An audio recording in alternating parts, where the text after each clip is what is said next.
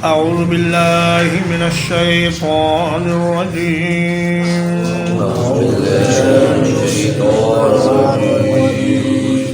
وجاوزنا ببني إسرائيل البحر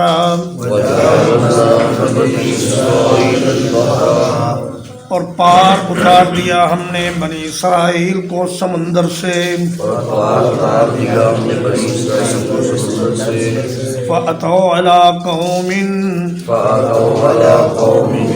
تو ان کا گزر ایک ایسی قوم پر ہوا یعکفون علی اصنام لہم جو اپنے بتوں پر اعتکاف بیٹھے ہوئے تھے قالوا یا موسیٰ کہنے لگے اے موسیٰ اجعل لنا الہا ہمارے لیے بھی ایک معبود بنا دیجئے کما لہم آلہہ جیسا کہ ان کے لیے معبود ہیں قال انکم قوم تجہلون موسیٰ علیہ السلام نے فرمایا تم ایک نادانوں کی قوم ہو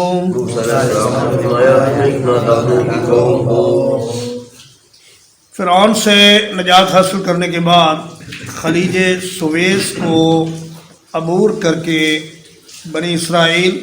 صحرائے سینا میں اترے تو یہ 10 محرم کا عاشورے کا دن تھا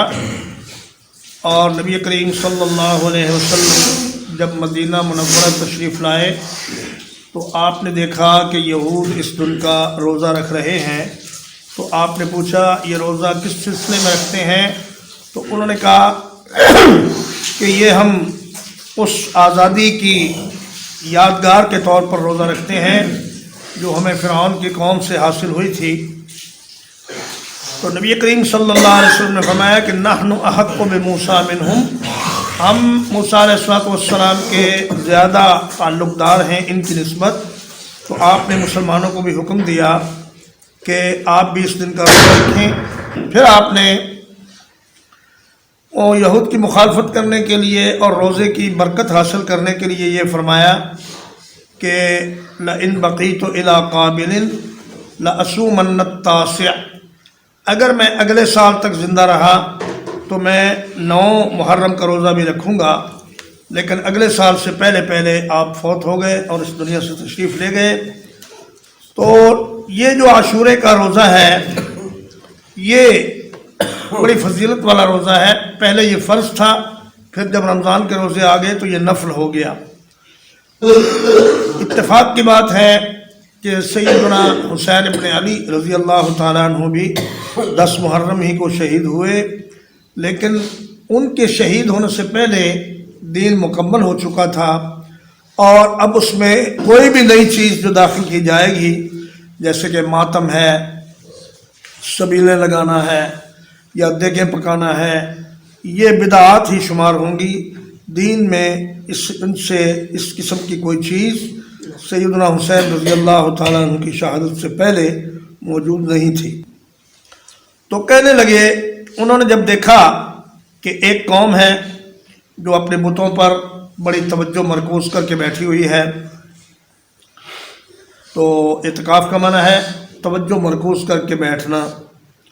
تو کہنے لگے کہ اے موسیٰ ہمیں بھی ایسا ایک خدا بنا دیجئے جیسے ان کے خدا ہیں تو چونکہ انسان کا نفس اس بات کا تقاضا کرتا ہے کہ کوئی چیز اس کے سامنے ہو جسے دیکھ کر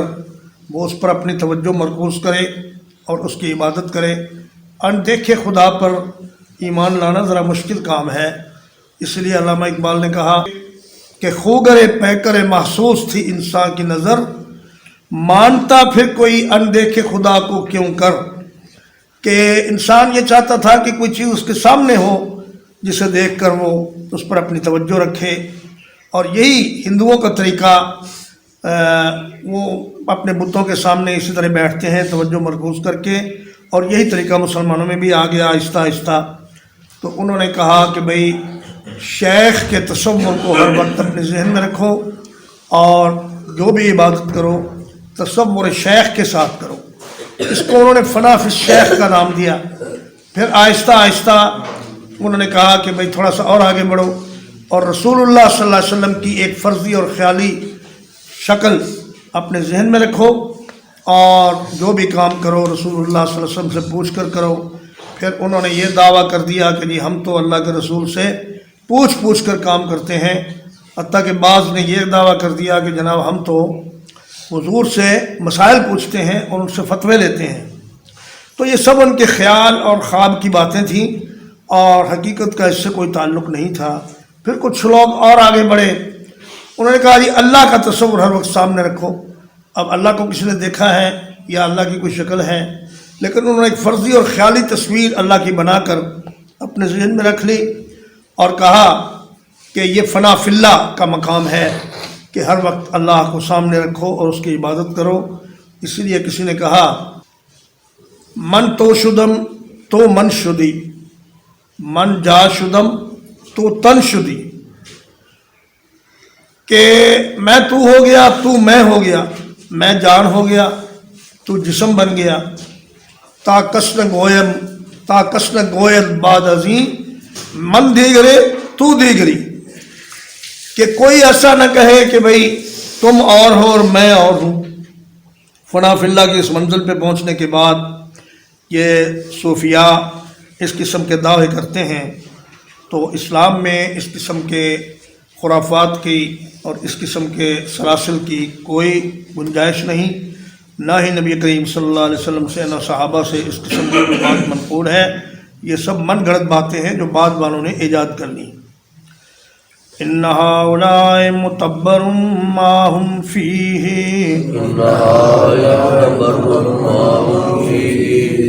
یقیناً یہ لوگ جس چیز میں لگے ہوئے ہیں یہ برباد ہونے والی ہے۔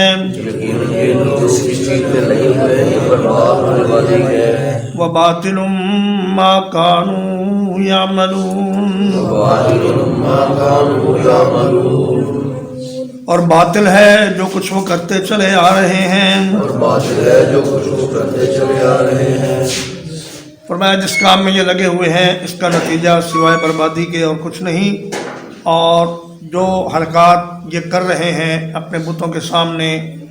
ان کا سارا عمل باطل ہے اور سوائے وقت ضائع کرنے کے انہیں کچھ حاصل نہیں ہو رہا، بلکہ اس کا ان کو نقصان ہو رہا ہے۔ نبی کریم صلی اللہ علیہ وسلم جب مکہ فتح کرنے کے بعد حنین کی طرف تشریف لے گئے، بنو حوازن کی طرف، تو آپ نے راستے میں دیکھا کہ بنو حوازن نے ایک بیری کے درخت کو مقدس قرار دے کر اس کے ارد گرد بیٹھ کر وہ عبادت کرتے اور مجاور بن کے بیٹھتے اور اپنے ہتھیار اس درخت پر لٹکا دیتے۔ تو صحابہ کرام میں سے بعض نے عرض کیا کہ یا رسول اللہ اجعل لنا ذات انوات کما لہم ذات انوات، اے اللہ کے نبی صلی اللہ علیہ وسلم ہمارے لیے بھی ایک ذات انوات بنا دیجئے جیسا کہ ان کی ذات انوات ہے۔ اس درخت کا نام ذات انوات تھا۔ تو نبی کریم صلی اللہ علیہ وسلم نے فرمایا کہ اللہ اکبر، یہ تو وہی بات ہے جو موسیٰ علیہ السلام کے ساتھیوں نے ان سے کہی تھی، اور فرمایا لَتَرْكَبُنَّ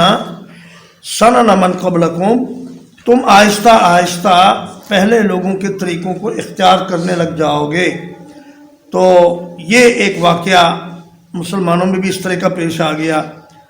کہ بعض صحابہ نے آپ سے یہ مطالبہ کیا کہ ہمیں بھی کوئی محسوس قسم کی چیز ہمارے سامنے ہونی چاہیے جس کو رکھ کر ہم توجہ مرکوز کر سکیں، لیکن نبی کریم صلی اللہ علیہ وسلم نے سختی سے منع فرما دی۔ قال اغیر اللہ ابغیکم الہا، موسیٰ علیہ السلام نے کہا کیا میں اللہ کے سوا کوئی الہ تمہارے لیے تلاش کروں؟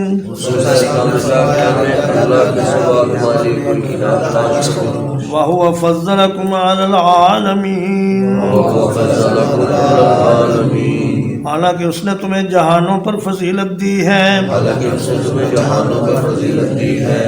فرمایا اللہ کو چھوڑ کر کوئی اور خدا میں تمہارے لیے تلاش کروں؟ ہر چیز کا پیدا کرنے والا تو وہی ہے،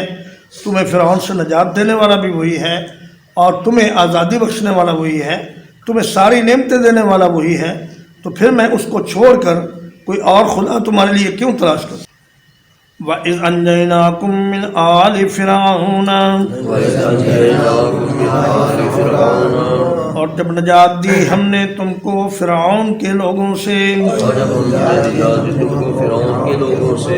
یسومونکم سوء العذاب، وہ تمہیں بہت برا عذاب چکھاتے تھے، یقتلون ابناءکم، وہ تمہارے بیٹوں کو بری طرح قتل کرتے تھے، وَيَسْتَحْيُونَ نِسَاءَكُمْ، اور تمہاری عورتوں کو زندہ رکھتے تھے، وَفِي ذَلِكُمْ بَلَاءٌ مِّن رَبِّكُمْ عَظِيمٌ، اور اس میں یقیناً تمہارے لیے تمہارے رب کی طرف سے بہت بڑی آزمائش تھی،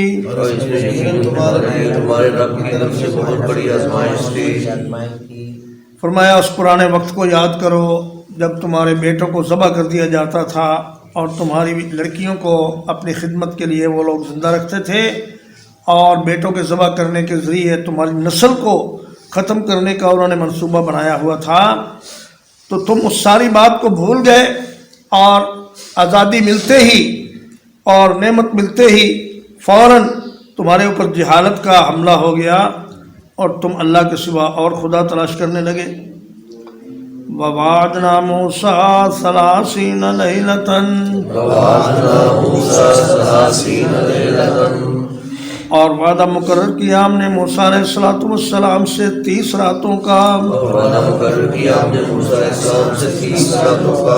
وَأَتْمَمْنَاهَا بِعَشْرٍ، اور اسے مکمل کر دیا ہم نے 10 راتوں کے ساتھ، فَتَمَّ مِيقَاتُ رَبِّهِ 40 لَيْلَةً،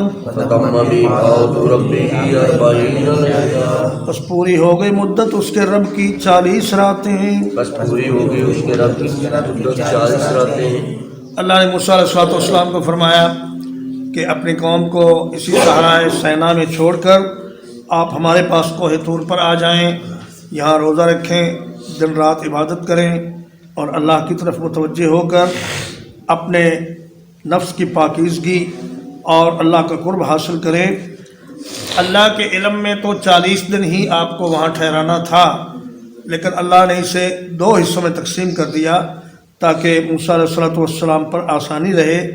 اور ابتدائی میں 40 بتانے سے زیادہ مشکل محسوس نہ ہو، تو اللہ نے پہلے 30 راتیں اور پھر 10 راتیں اور بڑھا کر 40 دن کی مدت مقرر کر دی۔ بعض روایات میں ہے کہ حضرت موسیٰ علیہ السلام نے 30 دن کے بعد مسواک کر لیا تھا، تو ان کے منہ کی وہ بو جاتی رہی جو اللہ کو بڑی محبوب تھی، اس لیے 10 راتیں اور بڑھا دی گئیں۔ تو اس قسم کی کوئی بات کسی صحیح سند سے ثابت نہیں ہے، اس لیے کہ مسواک کرنے سے تو وہ بو ختم ہوتی ہی نہیں، کیونکہ وہ بو معدے کے خالی ہونے کی وجہ سے آتی ہے، اور مسواک کے کرنے یا نہ کرنے سے اس کا کوئی تعلق نہیں، بلکہ امام بخاری نے ایک پورا باب باندھا ہے کہ روزے کی حالت میں مسواک کرنا مستحب ہے۔ اور موسیٰ علیہ السلام ایک پورا مہینہ ذوالقعدہ کا اور 10 دن ذوالحج کے، 10ویں تاریخ تھی ذوالحج کی، جب عید کا دن ہوتا ہے، اس دن موسیٰ علیہ السلام کو اللہ تبارک و تعالیٰ نے تورات عطا فرمائی اور ان کو کتاب کی نعمت سے نوازا گیا۔ اسی دن 10 ذوالحج کو ہی ہمارا دن بھی مکمل ہوا، جب نبی کریم صلی اللہ علیہ وسلم نے خطبہ دیتے ہوئے فرمایا، اور اللہ تبارک و تعالیٰ نے اپنی آیات نازل فرمائی کہ الیوم اکملت لکم دینکم واتممت علیکم نعمتی ورضیت لکم الاسلام دینا۔ تو ہمارا دین بھی اسی تاریخ کو مکمل ہوا جس تاریخ کو بنی اسرائیل کو کتاب دی۔ وقال موسیٰ لأخیہ ہارون، اور اور کہا موسیٰ علیہ السلام نے اپنے بھائی ہارون سے اخلفنی فی قومی، آپ میرے جانشین بن کر رہو قوم میں، وَأَصْلِحْ، اور اصلاح کا کام کرنا، وَلَا تَتَّبِعْ سَبِيلَ الْمُفْسِدِينَ، اور فسادیوں کے راستے کے پیچھے نہ چلنا۔ چونکہ اصل قائد موسیٰ علیہ السلام تھے اور حضرت ہارون کی حیثیت ایک وزیر اور نائب کی تھی، اس لیے آپ نے یہ فرمایا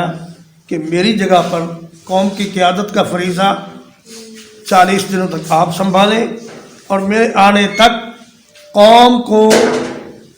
اس حالت میں رکھنے کی کوشش کریں کہ وہ زمین میں کوئی فساد نہ کریں، اللہ کی نافرمانی نہ کریں، شرک نہ کریں، اور ان کی اصلاح کی مسلسل آپ کوشش کرتے رہیں۔ ترجمہ ایک بار پھر، وَجَاوَزْنَا بِبَنِي إِسْرَائِيلَ الْبَحْرَ، اور پار اتار دیا ہم نے بنی اسرائیل کو سمندر سے، فَأَتَوْا عَلَىٰ قَوْمٍ، تو وہ ایک ایسی قوم پر گزرے، یعکفون علی اصنام لہم، جو اپنے بتوں پر جمے بیٹھے تھے، قالوا یا موسیٰ، کہنے لگے اے موسیٰ، اجعل لنا الہا، ہمارے لیے بھی ایک ایسا معبود بنا دیجئے، کما لہم آلہہ، جس طرح ان کے لیے معبود ہیں، قال انکم قوم تجہلون، موسیٰ علیہ السلام نے فرمایا تم لوگ نادانوں کی قوم ہو، ان ہؤلاء متبر ما ہم فیہ، یقیناً یہ لوگ جس کام میں لگے ہوئے ہیں وہ برباد ہونے والا ہے، وَبَاطِلٌ مَا كَانُوا يَعْمَلُونَ، اور باطل ہے جو کچھ وہ کرتے چلے آئے ہیں، قال اغیر اللہ ابغیکم الہا، فرمایا کیا اللہ کے سوا میں تمہارے لیے کوئی الہ تلاش کروں، وَهُوَ فَضَّلَكُمْ عَلَى الْعَالَمِينَ، حالانکہ اس نے تمہیں جہانوں پر فضیلت عطا کی ہے، وَإِذْ أَنْجَيْنَاكُمْ مِنْ آلِ فِرْعَوْنَ، اور جب نجات دی ہم نے تم کو فرعون کے لوگوں سے، یسومونکم سوء العذاب، چکھاتے تھے وہ تم کو بدترین عذاب، یقتلون ابناءکم، بری طرح قتل کرتے تھے تمہارے بیٹوں کو، وَيَسْتَحْيُونَ نِسَاءَكُمْ، اور زندہ رکھتے تھے تمہاری عورتوں کو، وَفِي ذَلِكُمْ بَلَاءٌ مِّن رَّبِّكُمْ عَظِيمٌ، اور اس میں آزمائش تھی تمہارے رب کی طرف سے بہت بڑی، وَوَعَدْنَا مُوسَىٰ 30 لَيْلَةً، اور وعدہ دیا ہم نے موسیٰ علیہ السلام کو 30 راتوں کا، وَأَتْمَمْنَاهَا بِعَشْرٍ، اور پورا کر دیا ہم نے اس کو 10 راتوں کے ساتھ، فتم میقات ربه 40 لیلہ، فتم میقات ربه 40 لیلہ، تو پوری ہو گئی مدت اس کے رب کی 40 راتیں۔ پوری ہو گئی مدت اس کے رب کی 40 راتیں۔ وقال موسیٰ لأخیہ ہارون، وقال موسیٰ لأخیہ ہارون، اور کہا موسیٰ علیہ السلام نے اپنے بھائی ہارون سے، اور کہا موسیٰ علیہ السلام نے اپنے بھائی ہارون سے، اخلفنی فی قومی، اخلفنی فی قومی، میری قوم میں میرے بعد جانشین بن کے رہو، میری قوم میں میرے بعد جانشین بن کے رہو، وَأَصْلِحْ، وَأَصْلِحْ، اور اصلاح کا کام کرو، اور اصلاح کا کام کرو، وَلَا تَتَّبِعْ سَبِيلَ الْمُفْسِدِينَ، وَلَا تَتَّبِعْ سَبِيلَ الْمُفْسِدِينَ، اور فسادیوں کے راستے کو اختیار نہ کرنا۔ اور فسادیوں کے راستے کو اختیار نہ کرنا۔ وصلی اللہ علی نبینا محمد وآلہ وصحبہ۔